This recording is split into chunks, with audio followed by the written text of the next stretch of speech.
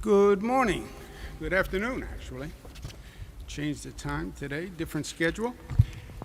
Let me introduce the people who are with us here today. From my far, far, far right, Eric Gertler, head of Empire State Development Corporation, which is our Reimagining agency, reimagining the New York economy. How do we reopen better than ever before?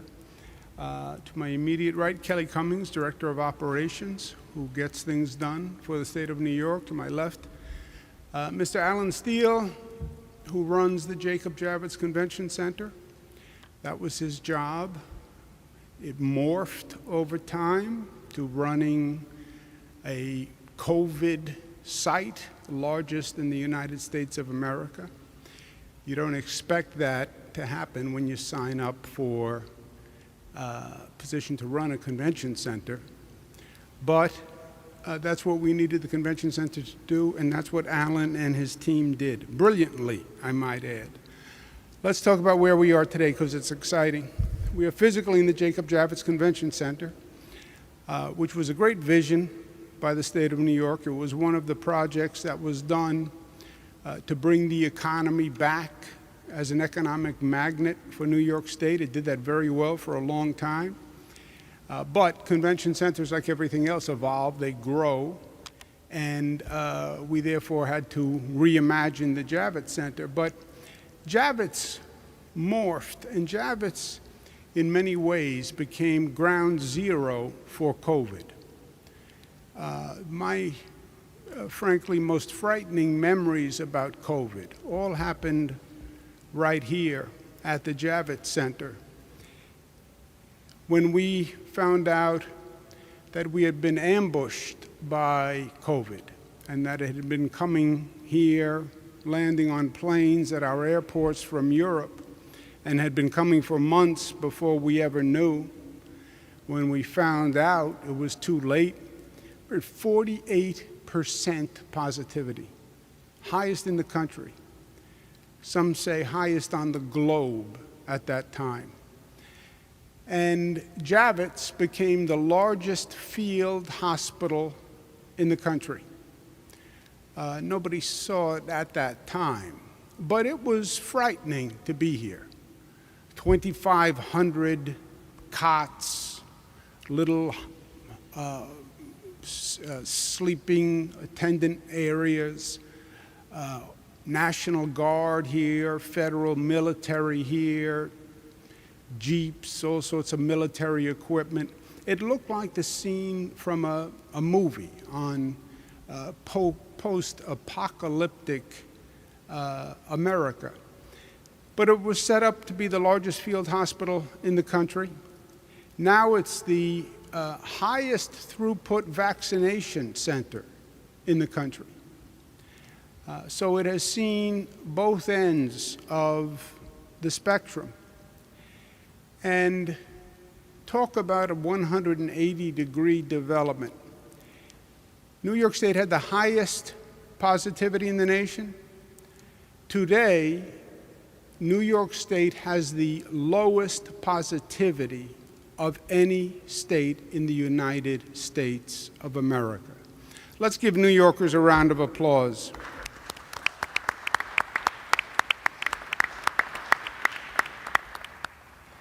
This is the 7-day positivity, the weekly positivity.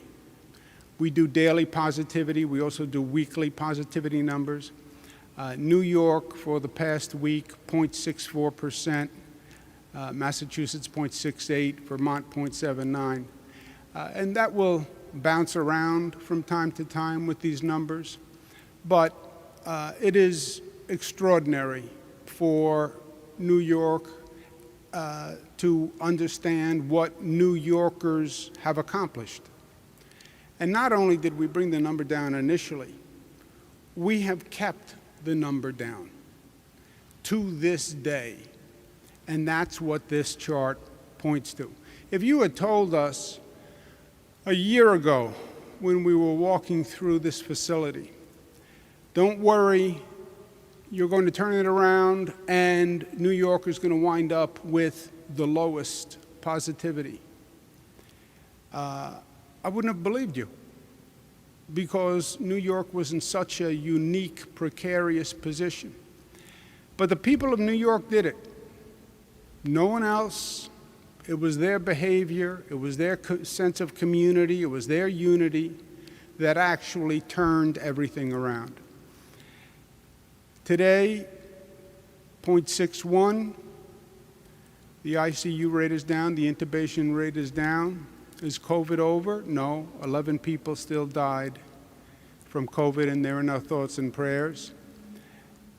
Again, the number varies from community to community because it depends on that community's behavior.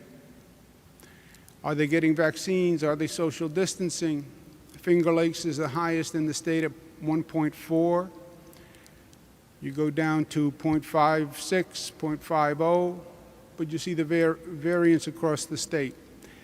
In New York City, you see the variance, Staten Island at 0.7, Manhattan, 0.35. It's always been extraordinary how low Manhattan is. Manhattan has been the lowest positivity in the city for many weeks, and it's hard to explain why.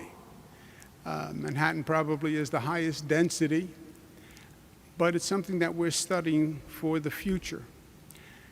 You see the 0.64 is 58 straight days of decline. Vaccinations, we're at 19 million, 65% at least one dose. That's very good news. And we have a very high percentage of people who come back for the second dose. The conversion rate from first dose to second dose is about 97, 98%. So that's good news. 57% fully vaccinated. So we're making incredible progress. We have a lot to be proud of. But we have more to do. Priority remains get shots in arms. Focus for us now, 12 to 17-year-olds, at 9% of the population. Why are they so low? Because first, they weren't eligible for the vaccine until fairly recently. All our messaging has been, young people don't need to worry about it. It's the older people who should be really concerned. But that's changed.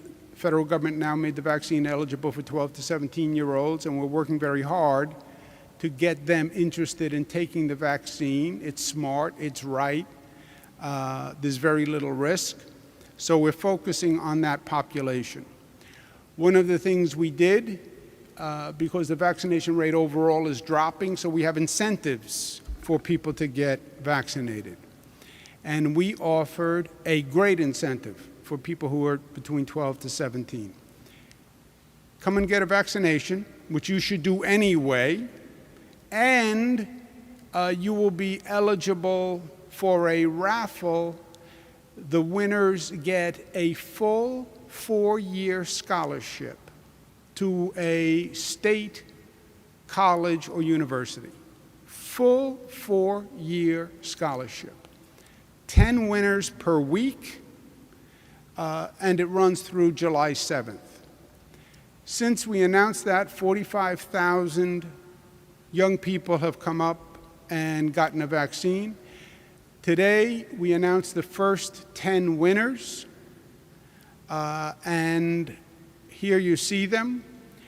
They're located all across the state, obviously.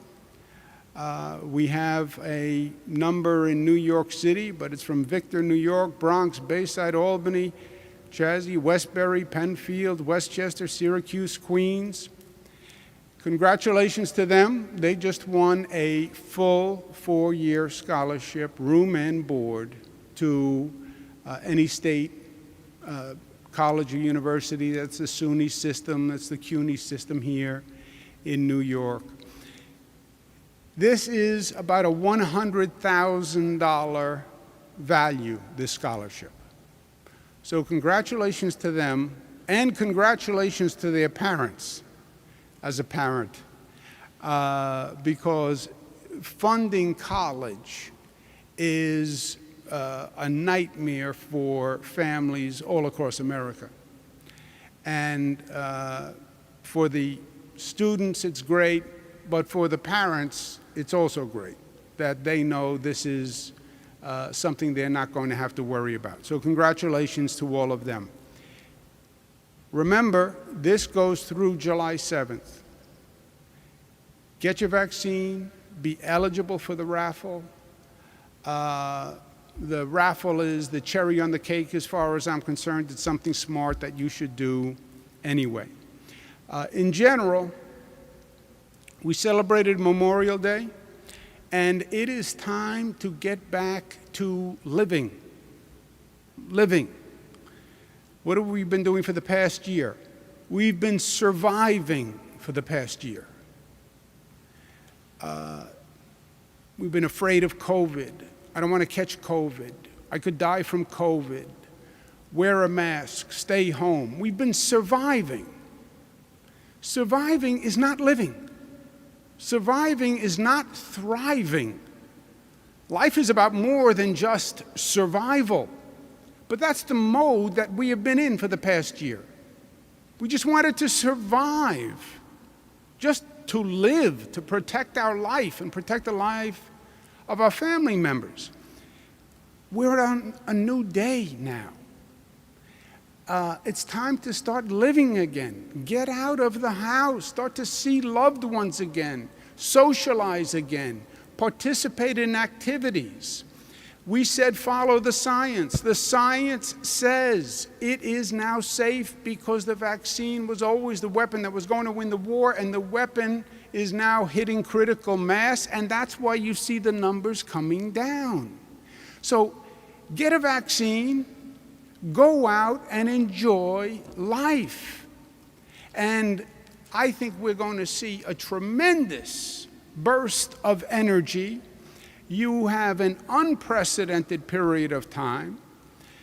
You'd have to go back to a past pandemic to come up with another situation where you had a city, a state, a country, a world on lockdown for 1 year.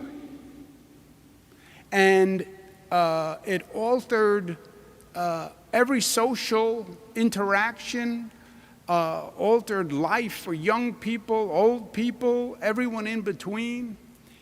It's over. And you're going to see a tremendous outburst of energy, people wanting to get back to life, back to socialization, back to enjoying what life is all about. The vaccine helps you do that. You're going to see venues opening up with a preference for vaccinated people. Radio City, I think, made one of the smartest moves early on. Radio City said we're reopening 100% vaccinated. Why? Are they trying to promote the vaccine policy? No, they're not in the vaccine policy business. I believe they believe the vaccine is smart, but from a venue's point of view, they want to maximize attendance. If you have vaccinated people come into the venue, there's two things. Number one, it helps you sell tickets. Because when you can tell everyone, don't worry, the person you're sitting next to is going to be vaccinated. So you know they're not carrying the virus. Secondly, by the reopening rules, if you're vaccinated, you can seat people one next to another. If people are not vaccinated, you have to socially distance. You have to leave seats in between. That reduces the capacity for the venue. The venue wants a full venue. They want the revenue from a full venue. The entertainer wants a full venue. The sports team wants a full venue. So you will see more and more venues moving to more and more vaccinations. The vaccination card that you get, this opens doors and allows you to participate in life in a way you are going to want to do. You're going to want to go to Radio City Music Hall. The Mets are announcing that at their home games, 90% of the seats will go to vaccinated people. 90%. Why? Because they want a full crowd. Because the players want a full crowd. So they're going to 90% vaccinated, 10% seats for unvaccinated. You will see other sports teams doing that.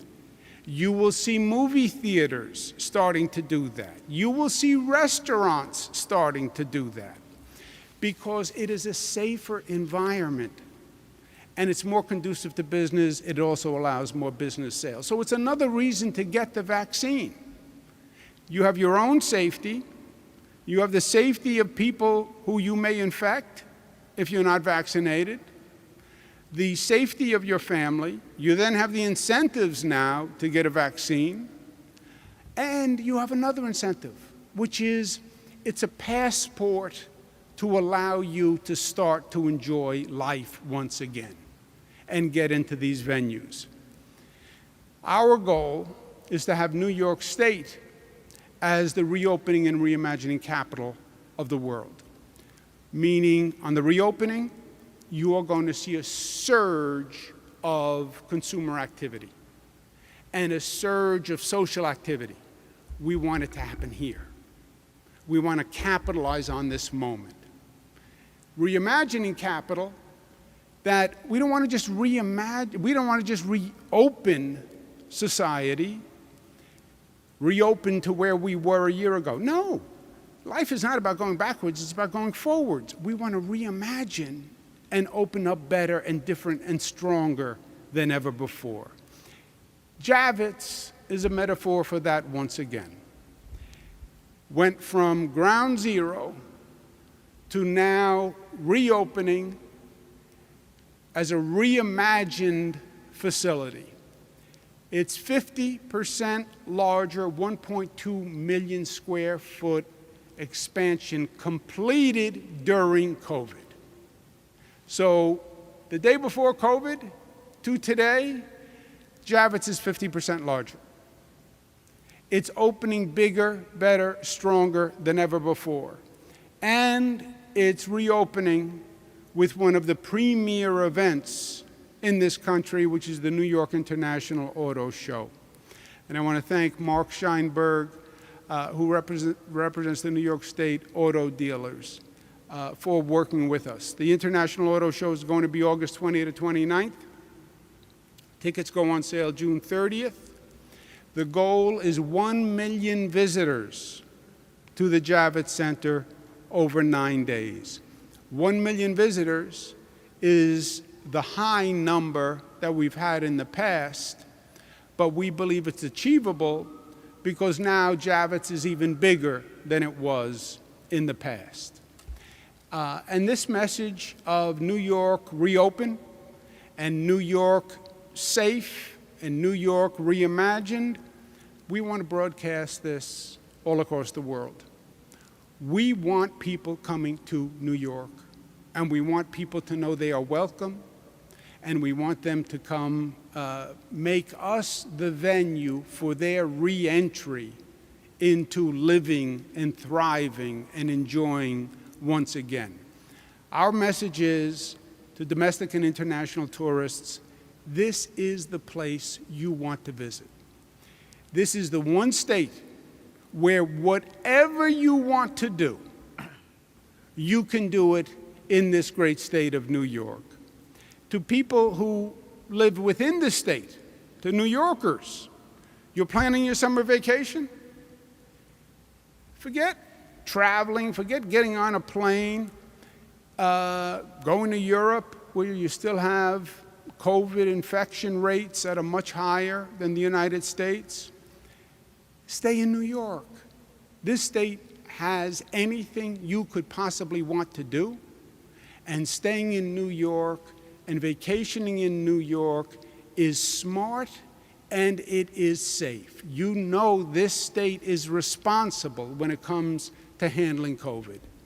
So if you want a vacation and you don't want to have to worry about COVID, vacation in the state of New York. Downstate New York, New York City, you think of New York City as New York. Upstate, they think of upstate as New York. You put the two together. Upstate New York has the most beautiful rural areas. It has the Adirondacks, it has the Finger Lakes, it has wineries. You can bike, you can fish, you can hike, as well as you can anywhere else in the United States. You can go to Long Island that has beaches and vineyards that are remarkable and rival anything anywhere on the globe. And then, yes, of course, you have New York City, which is the cultural capital of the world. We're reopening the museums that people have missed for the past year, the greatest restaurants and the greatest diversity on the globe, the greatest history and history in this city that tells the tale of the nation, literally, as well as sports, that is, sports teams that are reopening and that are doing great. The Islanders are doing fantastic. The Knicks, big game tonight. Go Knicks.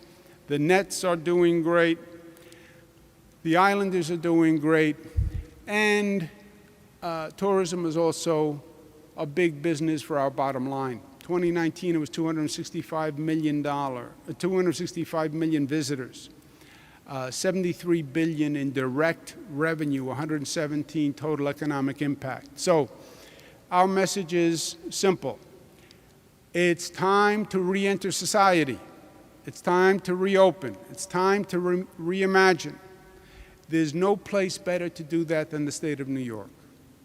We want any tourists this year considering a vacation, put New York at the top of the list because we want you here. To New Yorkers who are considering a vacation, there is no reason to go anywhere else. You have it right in your own backyard. We are going to advertise this message with our I Love New York campaign. We're starting an international ad campaign for tourism. New York is back, and New York is the best, and we want people to be part of it. Our Phase 1 advertising plan is $5 million. It's being run by ESD, and you will see a sample of the downstate ad that is going to run. Start spreading the news. I'm leaving today. I wanna be a part of it. New York, New York. It's up to you. New York, New York, New York.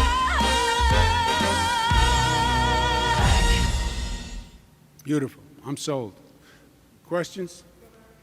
Video of the woman who was attacked on the street in Chinatown. We've had a series of incidents where there have kind of been random attacks. I'm curious if you think that the bail law needs to be revisited in any way. Should there be, for example, a dangerous standard? This individual who was arrested had several arrests over the last few months. You know, I think it is, crime in New York City is a major problem. I have said repeatedly, as you know, we're talking about reopening, reimagining, getting people to come back to New York, back to offices, et cetera. We have all sorts of incentives in economic development. The number one economic development priority is public safety. We can do everything we're doing, new Moynihan train hall, new Penn Station, tourism ads. People have to feel safe. And crime is a major problem in New York City. I don't believe, Zach, there's any one causality. I think the fundamental issue is a relationship issue between the police and the community. Members of the community, the police are frustrated. The police will say that they can't do their job in this environment. Members of the community will say they have issues with trust with the police, and that is the relationship you have to resolve. We're in the middle of mayoral discussions. As a Queens boy who proudly holds on to his accent. My question for every mayoral candidate, if I were a New York City voter, what are you going to do about crime? Specifically. Not, yes, it's a problem, we have to address it. Tell me what you would do. How many police would you put in the subways? Do you believe we need more police on the subways? At one time we had a NYPD person on every train in the system. Would you do that again? How do you restore the trust? Do you hire more police? Do you have fewer police? How would you reform the police department? And how would you restore the relationship where the police feel empowered to do their job and that they can do their job without being attacked?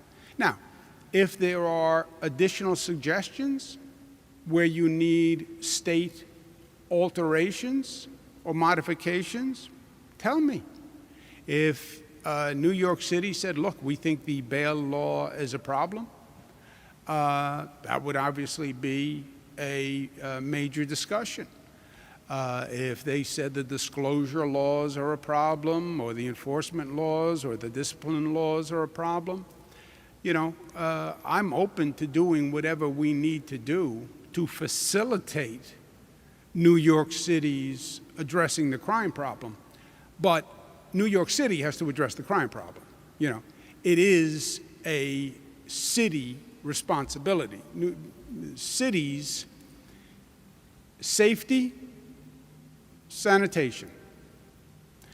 I was HUD secretary, and the mayors were my main clients and constituents of HUD. And I did all the mayors' conferences for 8 years. Prime responsibility for a mayor, safety, you run the police, sanitation, a clean city. Safe city and a clean city. Safe city and a clean city. Those are the two fundamentals, right? Fiorello LaGuardia. Everything else, state has involvement. New York City also has education subject to state regulation, but police and sanitation. Keep the city safe, keep the city clean. Homelessness fits in with quality of life, but I think that's the discussion for every mayoral candidate, Zach. And then if they say, we've looked at the numbers, the bail laws are an issue, then tell us how and what. There is no assemblyman or there is no senator who would say, well, we're not going to have a discussion about the bail laws if you believe and have evidence that they are a causation of crime. Of course, that's a conversation you would have. Reform. You know, there's one bill that would put people back out at age 55 if they've already served 15 years. Some believe, the DAs in particular who are against this, that that's just going to further the problem. There's going to be more people on the street who maybe don't belong on the street. Well, it depends on what the proposal is. Obviously, the devil's always in the details. But again, it's the same point. Then have the discussion. Then let a New York City mayoral candidate say, this is what I think about bail reform, this is what I think about parole reform, this is what I think about a release of disciplinary records of police officers, these are the changes we want to make, and we want to facilitate that, right? We want a safe New York City, and this is a major problem, and it has been for years. This is not today. We've been talking about this for months. George Floyd was an inflection point nationwide, but there's been a growing tension for years. This is 4, 5, 6, 7 years. The police officers will tell you, and the community members will tell you. And it's not a simple one fix cure-all. And that's why I think it should be a major topic of the mayoral debate. I would have a debate just on crime, to drill down into the specifics, because there are no conceptual answers to these problems. And too much of the political dialogue now is all at 64,000 feet. Well, I would reform the police. How? How? Will the city council support it? Do you need the city council to support it? Will the union support it? Is it enough for the community members to then restore trust? We should look at bail reform laws. Look at them and what? Change what? And why? But you have to get that specific. Governor, have you concerns about getting 12 to 17-year-olds vaccinated?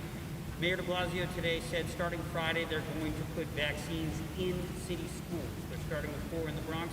I'm wondering if that's something you think might become a statewide initiative.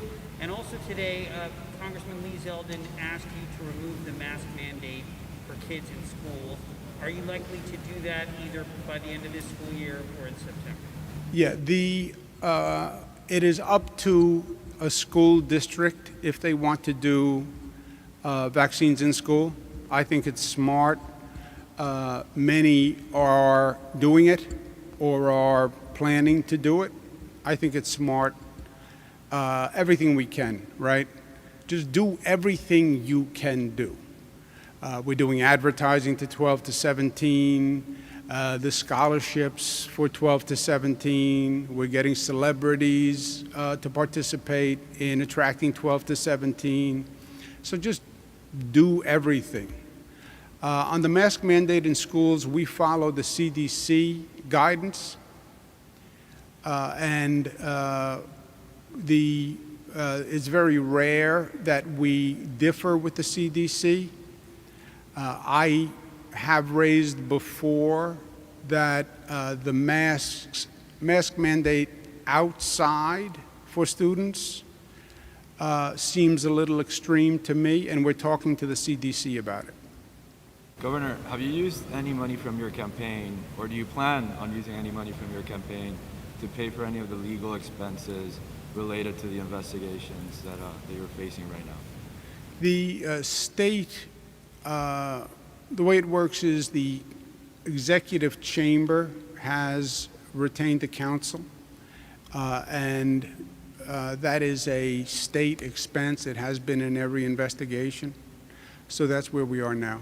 There aren't any attorneys that you're paying yourself from your personal funds or through campaign money? Not at this time. 2 questions. One, will you be watching the mayoral debate tonight, and are you leaning towards any one candidate? And number 2, can you talk about the cyber attack on the MTA? The mayoral debate is at the same time as the Knicks game? That's a tough choice. This is a big game for the Knicks. I'll be switching channels, but I'll catch up with the mayoral debate. And what was your second question, I'm sorry? My second question was about the cyber attack on the MTA. Can you discuss it and what's being done, any details on it? Yeah, I don't want to give any more details than have been released at this point. I want to make sure that I don't do anything that would impede the investigation that the MTA is doing. Are you leaning towards any one mayoral candidate, or do you like what certain candidates have said? I'm not leaning towards anyone at this time. I'm open to it. I think this is a very important decision. You know, you need a mayor now. New York City really needs a good mayor. We need to see real leadership in the city, and we need to see competence in a mayor, and we need it desperately. You talk about all these issues, crime. That's about leadership. That's about restoring trust with members of the community in New York City. That's about being able to talk to people and have credibility in talking to the community. It's about being able to talk to the police and having credibility with them. This is a challenging time to be an executive. And New York City has real local issues. The macro is good. The energy is up. People are coming back. I feel good about our Reimagination plan. I feel good about our reopening plan. But Fiorello LaGuardia, safety, and a clean city. Crime is a problem. Number of homeless on the streets is a problem. We want tourists to come back. Yes, we have all sorts of great assets. The stories in the papers about crime can be a real impediment. And again, this has been going on for years, and there is no quick fix. So this mayor matters, and we need someone who both can communicate with the people of the city and bring the people of the city together and get things done. You need a level of competence that doesn't currently exist, and a level of credibility. So this is a big position to fill. Let's take one more. In terms of the legislature, just to go back quickly, because we're talking about that reform that they're going to do for parole. There's the elder reform bill that they're probably conceivably could pass before the end of the year. And then there's another one about timely reform, fair and timely reform, which would basically look at an inmate's record in prison and then take into consideration the crimes they committed and how that impacted society. Those two bills, I'm just curious your position on those and whether you think those are things you would sign. First, they're apples and oranges, Zach. One, if you say, here's a template, anyone who fits this template is off parole, that doesn't allow you to look at the specifics and the specific risk that you're taking. A bill that says, look at the specifics of this person, what the crime was, what happened, what the defense was, what they've done since. I think decisions on the merits are preferable. But again, it depends on what winds up in a final bill, and you know as well as I, bills change until the last minute. All right, go Knicks, go Islanders, go Nets. Are you? I thought you, yes. Go ahead. I didn't even see you off to the side. I'm here. Do you foresee that the federal government is going to establish a need for vaccination proof for foreigners coming to the U.S.? And if that's the case, would it clash with your plan of welcoming foreigners and maybe even vaccination tourism so that people would come here to New York to get the vaccine that the federal government would be asking to already have? Yeah, good question. New York, our arms are open. We welcome international tourists. Today you can land at an airport. There is no testing, there is no quarantine, there's no checking. You come to New York. You want to participate in a venue, then you have to follow the guidelines of that venue. You want to go to Radio City Music Hall, they're going to want to see your vaccination card, etc. But coming to the city, we have no regulations. I have not heard that the federal government is going to establish any regulations in that regard. I've heard discussion about it, but I haven't heard anything definitive. If they did, then we would figure out what we need to do to make that process streamlined and facilitate it. Because we want and welcome tourism. We need it. We need it. It's a major engine for our economy. So anything we can do to facilitate it, we will. International. And then again, domestic travel, where I think you're going to see a lot more domestic travel, because in many ways, the COVID hangover, people are still concerned. They know the status of COVID in this country. What's the status of COVID in Europe and Germany and other countries? I'm not so sure. Might I go to another country and then have a problem getting back? So I think you're going to see a lot of domestic travel. And to them I say, New York has whatever you want to do. I've been in every state in the United States. Every state in the United States. I can't think of something that you would want to do that you can't do in New York. And then while you're here, you can do everything else. And it's safe, and it has great rules and regulations so you can feel safe for your family. And we have the best restaurants. And don't travel anywhere outside of New York. I'll be disappointed. Thank you, guys.